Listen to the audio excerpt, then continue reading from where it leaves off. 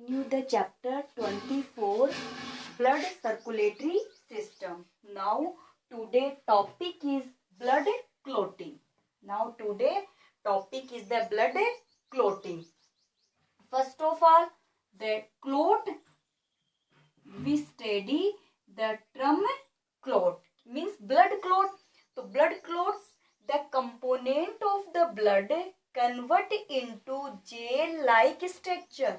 The component of the blood convert into gel-like structure just after coming out from the blood vessels, which is called the clot. आप ऐसे mean समझिए, ये blood vessels है, ठीक है। अब blood vessels के बाहर क्या आ जाता है, ब्लड। अब ब्लड वेसल्स के बाहर ब्लड कब आएगा, जब हमारी बॉडी क्या होती है, इंजर्ड होती है। तो इंजर्ड होने के बाद में जब वो जो ब्लड फ्लो हो रहा है, यानी कि ब्लड वेसल से ब्लड बाहर आ जाता है और ब्लड एक जेल लाइक स्ट्रक्चर बना लेता है। This gel like structure is known as the clot.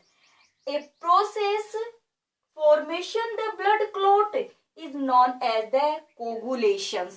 तो coagulation क्या है, a process या a function formation of the blood clot is known as the coagulation and the blood clotting. Blood clotting, the factors are induce the process of the blood clotting is known as the inducers. The factor responsible for the blood clotting is known as the inducers, and the factor inhibit the process of clotting is known as the anticoagulant. तो वो factor तो क्या हो गए, coagulant. Which factor are responsible for the formation of the blood clotting, the factor is the inducer coagulant. यानी coagulant word अपन factor के लिए काम में लेते हैं। अगर कोगुलेंट जो है वो ब्लड क्लॉटिंग करते हैं तब तो हो गए इंड्यूसर कोगुलेंट हो गए। अगर ब्लड क्लॉटिंग को स्टॉप कर देते तब उनका नाम क्या हो गया, एंटी कोगुलेंट। तो coagulant word similar to the factor words. Then after which factor are responsible, तो मैनी फैक्टर, जैसे कुछ तो हो गए जिनको बोलते क्लॉटिंग फैक्टर 1 से 13, यानी कि अप्रोक्सीमेटली 13 मान के चलते हैं अपन। फिर कुछ फैक्टर ऐसे जैसे कुछ एंजाइम्स हो जाते हैं, कैल्शियम साइंस इसके लिए रेस्पॉन्सिबल्स होते हैं। और रेस्पॉन्सिबल क्या क्या है, फाइब्रिनोजन रेस्पॉन्सिबल है, थ्रोम्बिन रेस्पॉन्सिबल है और प्लेटलेट्स रेस्पॉन्सिबल है। तो fibrinogen, thrombin, platelets, clotting factor, calcium ions are responsible for the coagulation process. The coagulation process completed in the 3 steps. First, formation of prothrombin activator, formation of prothrombin activator, formation of thrombin formation and एक क्या हो गया, platelets हो गया। तो आप ध्यान में रखिए जैसे फाइब्रिनोजेंस, थ्रोम्बिन, प्लेटलेट्स, ये क्या हो गए, कैरेक्टर हो गए ना फैक्टर्स दिया, यानी फाइब्रिनोजन, थ्रोम्बिन और प्लेटलेट्स। ये तो हो गए इसके मेन पार्ट। देखिए ऐसे चल रहे मेन पार्ट तीनों, ये तो मेन पार्ट हो गए। प्रोसेस में क्या क्या होता है, ये फर्स्ट ऑफ ऑल तो होगा थ्रोम्बिन एक्टिवेटर बनेगा। थ्रोम्बिन एक्टिवेटर से क्या बनेगा, थ्रोम्बिन बनेगा। और थ्रोम्बिन बनने के बाद में क्या बनेगा, फाइब्रिन बनेगा। और जब फाइब्रिन का फॉर्मेशन हो जाएगा तो क्या बन जाएगा, ब्लड क्लॉट हो जाएगा। तो 3 स्टेप में प्रोसेस चलती है। First, formation of prothrombin activator, फिर prothrombin convert into thrombin and fibrinogen convert into fibrin. तो एक तो देखिए इसका फॉर्मेशन होगा, इसका फॉर्मेशन होगा, इसका फॉर्मेशन होगा, तब जाके क्या बनेगा, ब्लड क्लॉट बनेगा। अब देखिए ब्लड क्लॉटिंग की प्रोसेस को एक बार समझने की कोशिश कीजिएगा। First of all tissue injured, हमें क्या हो गया, चोट लग गई, टिश्यू इंजर्ड। जैसे ही टिश्यू इंजर्ड होता है किसका ब्रेकडाउन हो जाता है, प्लेटलेट्स का ब्रेकडाउन हो गया। प्लेटलेट जैसे ही ब्रेकडाउन होती है तो ब्लड में प्रेजेंट थ्रोम्बोप्लास्टिन, देखिए ये सभी हमारे ब्लड में प्रेजेंट होते हैं पहले से, लेकिन इनएक्टिव फॉर्म में सभी के सभी। टिश्यू इंजर्ड, टिश्यू इंजर्ड हुआ, किसका ब्रेकडाउन हो गया, प्लेटलेट्स का ब्रेकडाउन हुआ। जैसे प्लेटलेट्स का ब्रेकडाउन होता है तो ब्रेकडाउन होते ही प्लेटलेट से क्या रिमूव होती है, थ्रोम्बोप्लास्टिन रिमूव हो जाता है।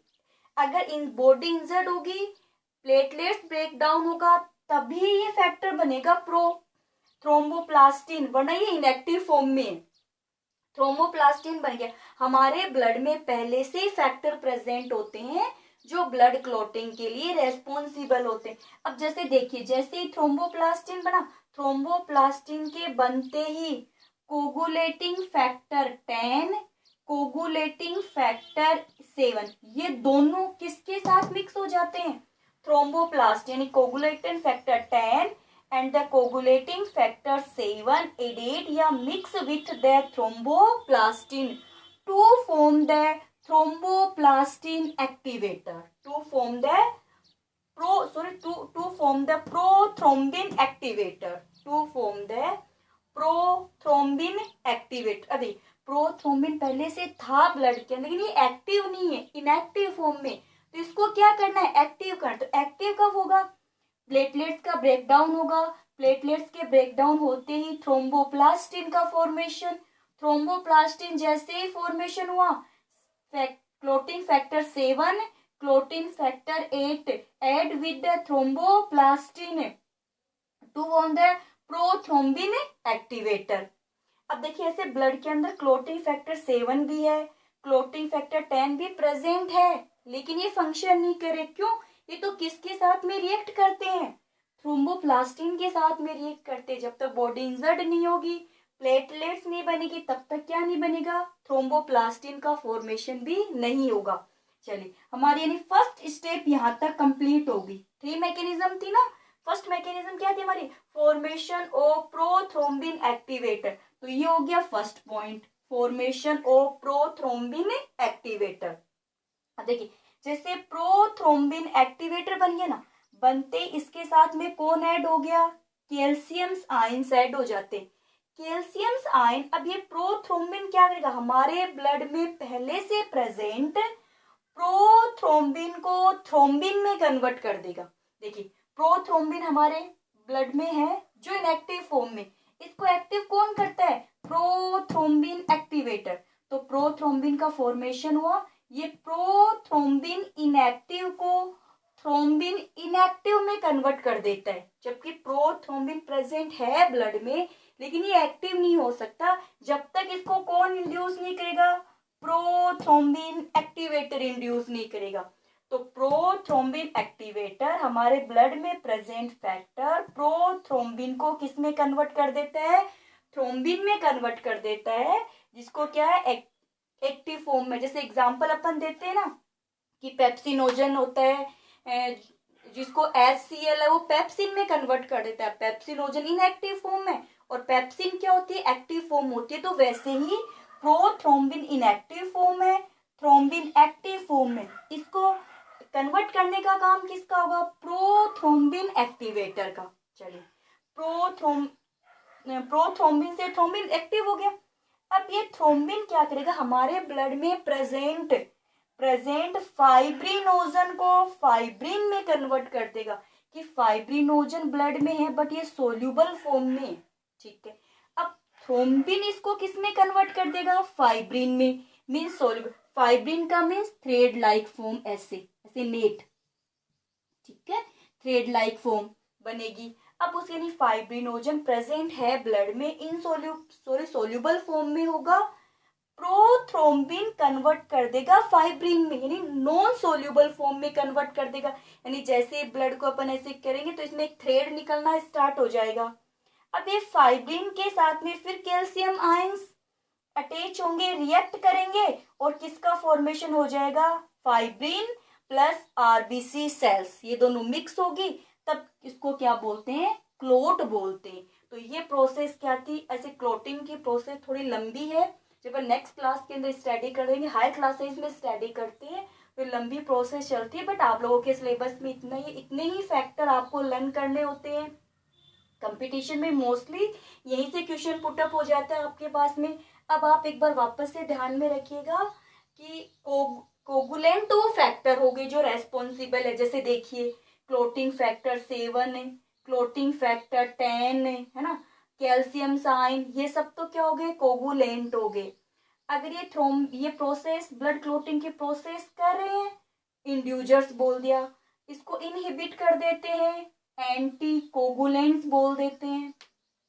फर्स्ट ऑफ ऑल क्या होता है, break down of the platelets, thromboplastin बन गया, तो ब्लड में प्रेजेंट कोगुलेंटिक फैक्टर 10 और से react with thromboplastin to form the prothrombin activator, then react with calcium sign prothrombin activator to active the prothrombin into thrombins. The active thrombins to form the fibrin non-soluble from the fibrinogen soluble. To react, fibrin react with calcium ions to form the blood clotting. तो ये आपके एक छोटा सा point था, blood clotting का important point है, exam के अकॉर्डिंग भी एक बार रिवाइज कर लीजिएगा। 2-3 बार अगर ट्राई करोगे तो इजिली से समझ में आप लोगों के आ जाएगा, कोई ज्यादा हार्ड नहीं है।